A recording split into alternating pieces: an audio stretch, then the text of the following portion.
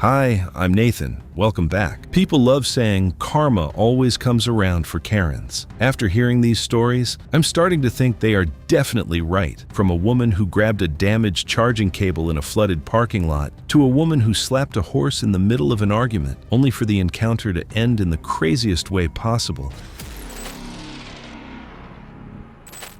It was October 21st, 2021, in Bellevue, Washington. A strong storm had settled over the area that afternoon. Rain fell steadily across a shopping center parking lot, and water had begun collecting around the electric vehicle charging stations near the entrance. Among the drivers that day was 48-year-old Audrey Gibbons. She worked in sales and was known for being confrontational whenever she felt she had been treated unfairly. Friends said she rarely let disputes go, often challenging people over customer service issues, parking spaces, or public rules. That afternoon, she arrived at the shopping center to charge her luxury electric vehicle while she visited a few stores. The charging area was busy, with nearly every station occupied. Audrey plugged in her vehicle and headed inside. While she was shopping, a problem developed at her charger. Earlier that week, a vehicle had damaged one of the charging units, cracking part of the connector assembly and compromising a protective seal. The charger had been taken out of service and disabled, but investigators later found that stormwater had entered the damaged housing. Combined with an internal electrical fault, parts of the connector remained energized despite multiple safety systems. As the storm intensified, a fault occurred, and Audrey's charging session automatically stopped. When she returned and discovered her vehicle was no longer charging, she immediately became frustrated. Employees explained that the charger had experienced a fault. Nearby drivers pointed to error messages displayed on the station. Audrey wasn't convinced. Instead, she became certain that someone nearby had unplugged her vehicle. As more people attempted to explain what had happened, Audrey became increasingly argumentative. She accused several drivers of interfering with her charging session. "I've met people like Audrey before. Once they're convinced they've been wronged, every explanation sounds like an excuse to them." The rain continued falling as the disagreement dragged on. Rather than accepting the explanation, Audrey decided she was going to get even. She moves from charging station to charging station, unplugging charging cables from other vehicles. Several drivers confronted her, while others recorded the incident. Employees repeatedly told her to stop. She ignored them. Eventually, Audrey walked toward the charger that had already been removed from service. The connector housing showed visible damage, and rainwater had pooled around the pavement near the base of the unit.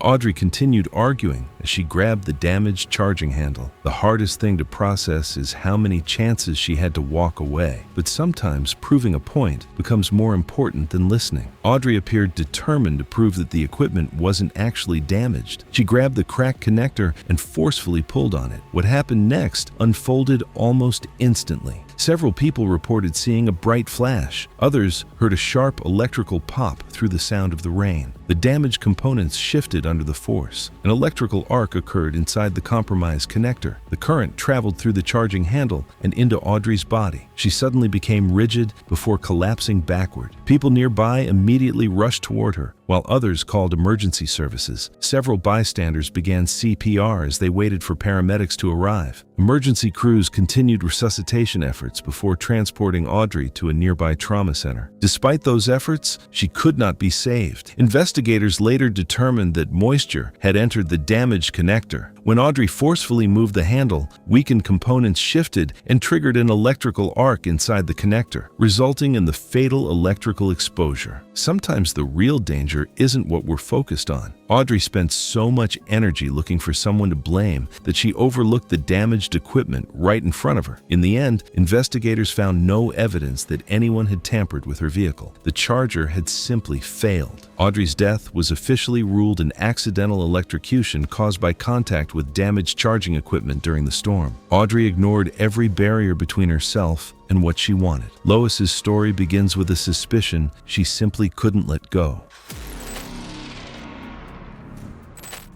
It was February 18, 2018, in Cleveland, Ohio. The weather outside was cold, with temperatures hovering near freezing. Inside a local hospital, portions of the building were undergoing renovations, leaving some departments operating with fewer employees than usual. By the evening, most visitors had already left, and the hallways had grown noticeably quieter. Among the remaining visitors was 55-year-old Lois Fife. Lois was a retired office worker who had spent the last several months convinced that the hospital was hiding information from families. The belief started after the death of a distant relative. What began as suspicion gradually turned into an obsession. Lois frequently visited the hospital, demanding answers and accusing staff of concealing wrongdoing. She filed complaints, confronted employees, and repeatedly attempted to enter areas that were off-limits to visitors. Security personnel had escorted her away from restricted sections more than once. The warnings only strengthened her belief that something was being hidden. Over time, Lois began telling other visitors that bodies were being concealed from families. She became determined to gather proof herself. Rather than trusting official explanations, she convinced herself that the only way to uncover the truth was to investigate the hospital from the inside. On February 18th, Lois arrived during visiting hours. When the time came for visitors to leave, she stayed behind. Instead of heading toward the exits, she moved through service hallways and staff corridors. Security footage later showed her making her way deeper into the building toward the pathology department. You know what stands out to me here? Lois wasn't sneaking into the morgue because she was lost or confused. She went there because she genuinely believed she was about to uncover something huge. Eventually, Lois bypassed several restricted access doors and entered the morgue area. Inside, she searched for anything that could support her claims. She looked through storage areas and photographed equipment. The longer she searched, the more convinced she became that she was getting closer to proving what she had believed for months. Then, everything changed. At some point, Lois became aware that security personnel were conducting a patrol nearby. Rather than identify herself and risk being removed from the building again, she made a decision that would ultimately cost her life. She spotted an empty refrigerated morgue drawer. Instead of leaving, Lois climbed inside. The drawer was designed for temporary body storage and extended several feet into a refrigerated compartment. To avoid being discovered, she pulled the drawer closed behind her. That decision immediately created a new problem. As the drawer shut, part of the sliding mechanism shifted out of alignment. The tray became jammed in its tracks. What Lois expected to be a temporary hiding place had suddenly become a trap. The drawer had no interior release handle because it was never meant to hold a living person. When the tray became misaligned, it jammed against the frame, and the cramped compartment left Lois with little room to force it back open. She was now confined inside a narrow metal compartment with no practical way to open it from within. The refrigerated system continued operating as intended. Temperatures inside remained just above freezing. As the hours passed, Lois remained trapped. The cold gradually affected her ability to think clearly and move effectively. Her body temperature continued dropping through the night. Eventually, the prolonged exposure became too much for her body to withstand. By the time anyone discovered what had happened, Lois had already died. The following day, maintenance personnel inspecting the area noticed unusual resistance while checking one of the storage drawers. When they opened it, they found Lois inside. Authorities later reviewed surveillance footage and reconstructed her movements through the building. The medical examiner determined that Lois died from hypothermia caused by prolonged entrapment inside the refrigerated compartment. Her death was ruled accidental. Hospital records showed a history of previous incidents involving Lois attempting to enter restricted areas. Investigators found no evidence supporting her claims of a cover-up. Instead, the evidence showed that she had entered the morgue on her own and became trapped while hiding from security personnel. In the aftermath, the facility upgraded access controls around several restricted departments. What stays with me is how ordinary the final discovery was. After months of accusations and theories, investigators didn't find a cover-up. They found Lois exactly where her own decisions had led her. Lois spent months chasing proof that never existed. Up next is someone who turned a minor disagreement into something much bigger.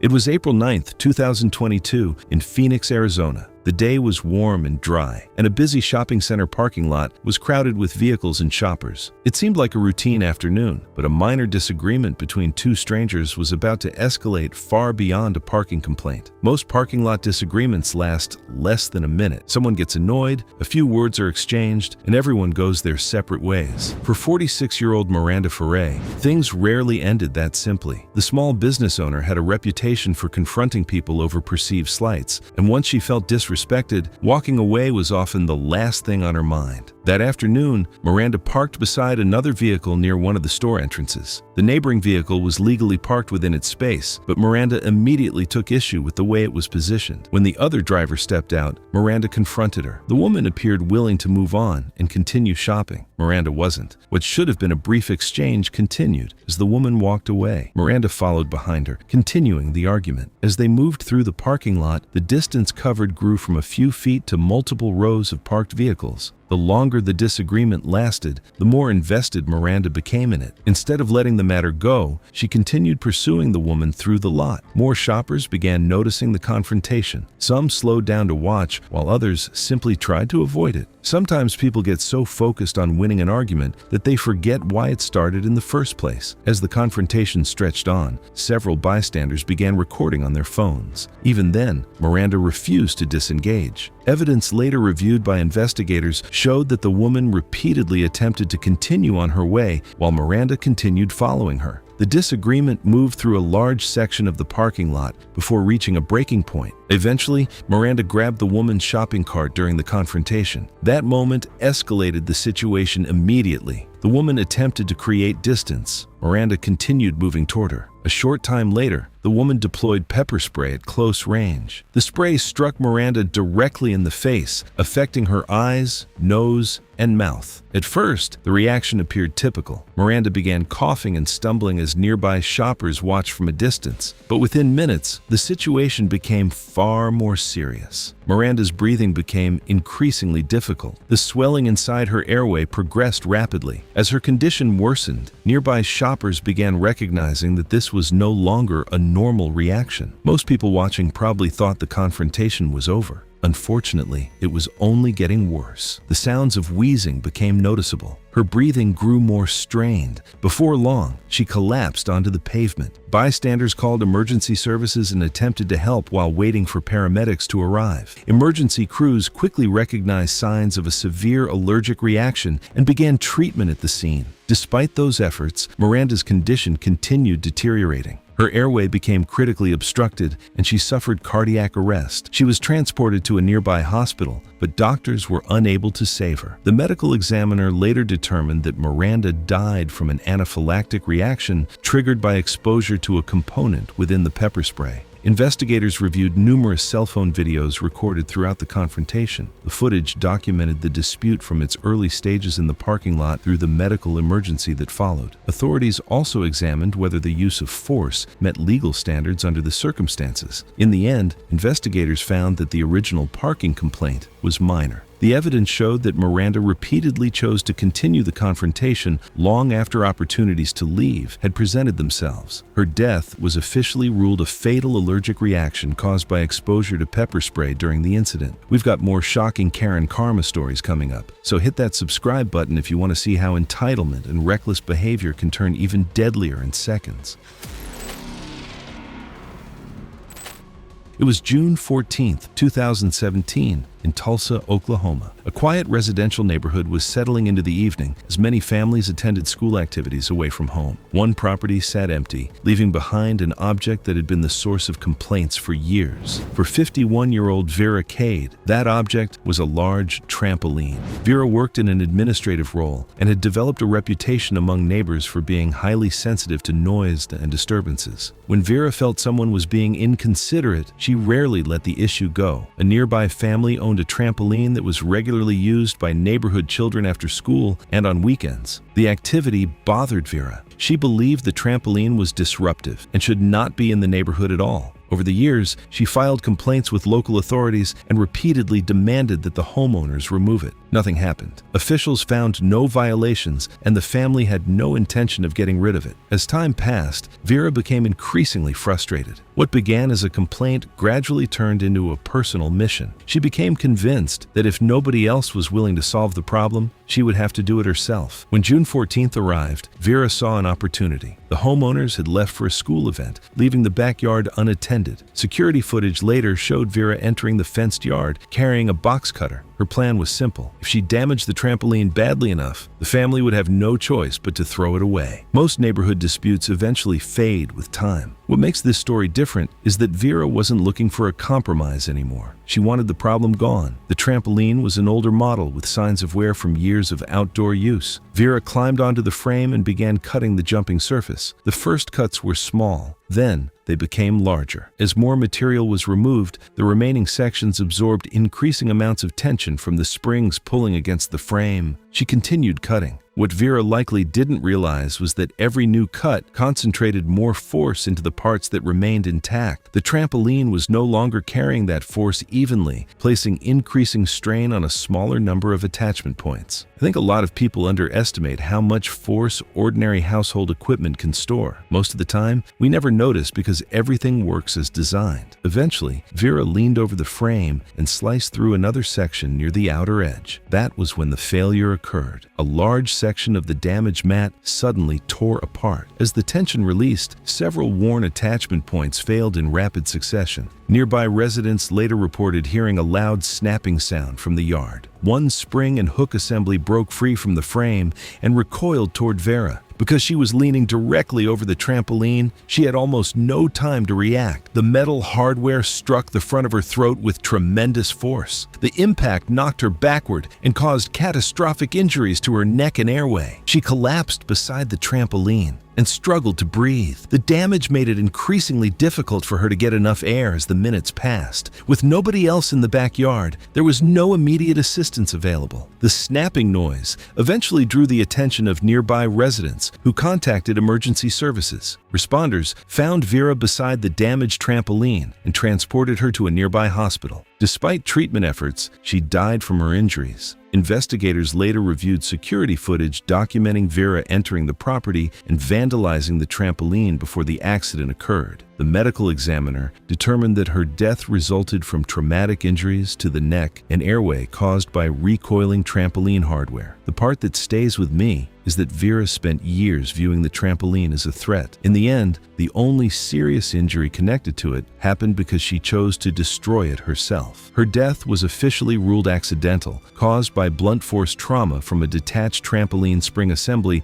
during the act of vandalizing the equipment. Vera became so focused on removing a problem that she stopped thinking about the risks. The next story follows someone who decided it was her job to fix something that wasn't hers to fix.